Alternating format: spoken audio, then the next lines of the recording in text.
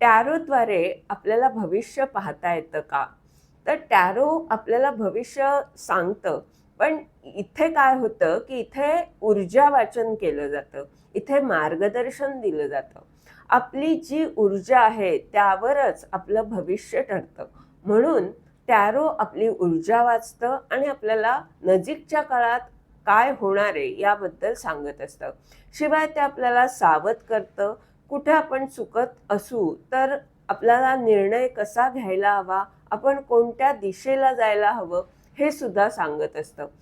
Tarot आपल्याला काही संदेश देत असतं. ते संदेश जर आपण आपल्या जीवनात वापरले तर आपल्याला नक्कीच उपयोग होऊ शकतो. टॅरो कार्ड्स आपल्याला खूप मदत करतात.